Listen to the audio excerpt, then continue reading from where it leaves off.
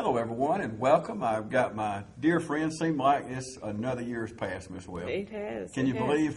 Yes. Here we sit, and Mr. Nesbitt, thank you so much for joining us today. We've got the chairman and vice chairman, so y'all got to know each other pretty well, haven't you? Of course. Yes, we have. Of course. Okay, our 37th annual Black Festival coming up, and you know the difference in when we started this, used to it was just really a month. Mm-hmm. Now, I like the way y'all changed it. It's kind of spread out throughout the year. So let's talk about that for a minute. Could I say something on that, friend? Mm-hmm. Yeah. We decided that it was great to have the Black Festival for the month of February, but we also decided that Black history is an American part of American history and something that should be celebrated year-round. And so what we did, we got together and we advised the bylaws committee to change it so that we can operate and have events celebrating Black history 365 days a year. Absolutely, and it keeps things going on throughout the year. Right. You know, and it like you just said, you know, instead of zooming in on a day or a week or a month or whatever, and you're really thinking out of the box on those things, which is really good. Mm-hmm. Let's talk about some things we got going on. We've already had Miss Black Festival Pageant and Chelsea Williams. Yes. We were talking. We're both East Lawrence alumni. Yes. Got on our gold here. You can tell on the set. But Chelsea. and Chelsea, Jimmy Williams, her father's assistant principal at East Lawrence High School, former coach. Matter of fact, he's won 387 games and will be inducted into the Hall of Fame at his college coming up in February. So she comes from good stock, don't she? Oh, yes, most definitely. It's a great accomplishment. Oh, yes. Accomplishment. And let's talk about the other girls, not just the winner. Chelsea won, but tell us about the other girls. We have Jontia Turner. She was the first runner-up. She's a senior at West Lawrence High School. Very articulate young lady, beautiful young lady, great person to be around. She have a nice future ahead of her. We also have Miss Heather Edwards. That was the second runner-up, and she's an East Lawrence junior, and her mother is the coach of the girls' basketball game, and she is a beautiful young lady, and we just love her. Yeah, Ramona does a great job. Played basketball at Clemson. Yes. And she represents our community well. Mr. Ned, let's talk about the parade a little bit. We were talking off camera a little while ago about Mr. Holder and Miss Irwin. They have been in charge of that parade, I guess, since day one when we started the parade many years ago. And I don't think y'all would dare take it away from them, would you? No, we wouldn't dare ask them to pass the torch at this time. They've done such a magnificent job over the years. I think they came to the point where they actually very good at it. Mm-hmm. And I think at one time in our future, they're going to have to pass the torch on to a younger generation. At that time, I think that we'll be trained up to be able to carry on their legacy in that area. And I'm glad you mentioned that because both of those individuals, I know Mr. Holder is dear to his heart, bringing up these young kids and teaching them. I know every year we'll feature somebody on our TV station that Mr. Holder has kind of mentored, and that's important to him, is to teach this legacy and teach them not only about the parade and how to put it together, but just some of the things that he's had to endure through the years. And, of course, Miss Irwin. So they have a vested interest in this, don't they? They do. Okay, the parade is, that's going to be on the 17th, January 17th, right? At 12 noon, downtown Dublin. Okay. And, of course, one of my favorite events, the breakfast. Of course, and we're ready for it. We are ready for it, which will follow that Monday at 9 o'clock at Dublin Middle School. Our speaker will be Dr. Clementine Washington. She is the mayor of Midville, Georgia. And we're excited about having her come to Dublin. Well, every year it seems like it's a challenge, I know, to y'all, and every year I'll kind of pick on you about that, trying to beat the speaker from the year before. But there have been some classy speakers, people that bring, not just come speak, but bring us a message for our community. Right. So y'all have done well, and I'm sure that the mayor will follow in that same fashion, won't she? Of course. She's a dynamic speaker. We're looking forward to hearing from her. And do you need, I know we always need volunteers. What area do we need people? watching us today, we need volunteers for what areas? In all areas. We always need volunteers. And we're going to, Mr. Nesbitt, we have a new event coming up this year, and he's going to talk about that. So we really need volunteers in that area. There's something for everybody. You don't have to volunteer 40 hours a week. You know, if you've got an hour, you can volunteer, a couple hours, or whatever it is. You don't have to.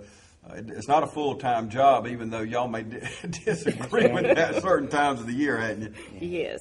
So what new we got going on this year? Okay, we're going to incorporate into our program this year where we're going to try to honor some of our local veteran heroes that have served our country so well. And so what we're going to do, we're going to honor some of our local veterans during Black Festival, but we also want to work closely with the VA to honor all our veterans. We're actually partnering with the VA right now, and you asked what some areas that we could use volunteers for. We can always use volunteers at the VA. Those veterans that served so gratefully, they are American heroes. If there ever been a hero, our veterans are that. Yep. And we always need help in that area of volunteering to be able to give something back to those who have given so much to us. See, a lot of people don't realize out of 100% of Americans, only 1% serve. And that 1% has preserved the freedom for us to be able to sit here today and talk freely on the airways. Some countries you cannot do that. Amen. So we can always use veterans, people to help volunteer for veterans, but we're going to honor some of our local veterans in this new upcoming veteran program. And we also ask everyone to help us to honor all our veterans throughout the year. We're in partnership with the VA to be able to work together on that. Excellent point, because right this very minute, while we sit here in the safety of this studio, no fear of somebody busting through the door and taking us prisoners or shooting us, there are people right this minute in parts of the world that don't have that freedom. Right. And you're right. Not only should we be thankful for our VA hospital for obviously the jobs that the people it employs in our area, but you working there and I'm out there on a constant basis, those veterans, if that don't make you feel good, brother, to walk through the halls of that VA hospital in awe of the service. So many of them are maimed or crippled in wheelchairs. We were out there the other week at the fashion show. We had Charlene James had the fashion show, and we had a gentleman, he's from Perry actually, in the VA hospital, walk for the first time in a year.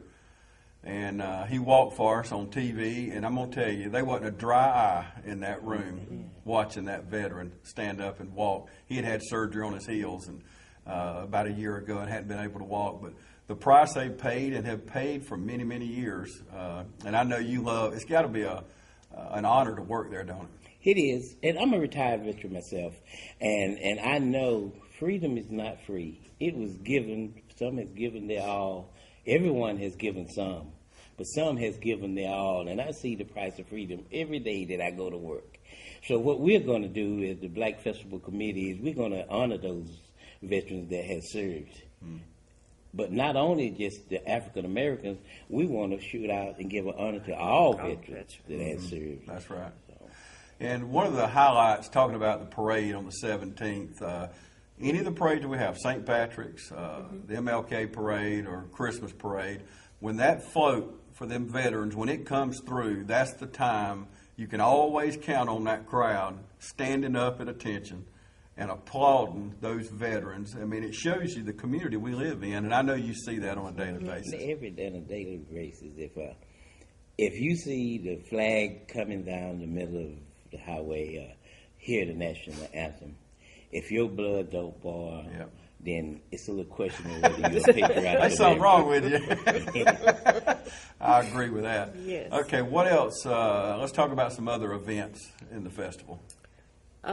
Well, of course, we have the upcoming Soulful Fest again this year. Oh, yes. And we're ready for it, so we're asking all the community to come out and participate. And if they want to put some food on the table, bring it on. They can call us, then we'll make contact with them. Our Gospel Fest is coming up again this year. We're ready for it. And, of course, to top it all off, the awards banquet. And the tickets are now on sale for the breakfast and the awards banquet. So they can call us and purchase tickets early, or they can purchase a table. Okay, and you can see any Black Festival committee member, right? Yes, yes. Okay. Can I caveat on that? Absolutely. A lot of people might get intimidated when we say the Black Festival Committee, but we are all inclusive. Yeah. We are one. We are. And Fran and I is anxious to reach across all cultures. Everyone is welcome. We are welcome anyone to come out and be a part of our Black Festival Committee. As a matter of fact, a lot of people don't realize during the Civil Rights Movement, it wasn't just black. Yeah. It was all races That's working right. together to get us to this change that we are seeing today. And going back to our military, and first of all, thank you for your service, serving in the military. But we want equality for everybody. Exactly. And we call this our Martin Luther King Jr. Parade, and that's what he stood for. And I asked this question to a lot of people. If he had lived longer, would we be further along in race relations? And just about 100% of the people say absolutely, because of what he stood for. He stood for equality for everybody, every single person, white people, black people, Latino people, for all Americans and actually all over the world. Right. So that's a great point, great point. And anybody that knows anybody on the committee, that's all the way through that committee. Oh, yes. You know, that's every single person. So, and every event I'm at, it is different people. The breakfast, so many different people there, white people, black people, the parade, the streets are lined with people from all over our community. So it's evolved into that kind of event.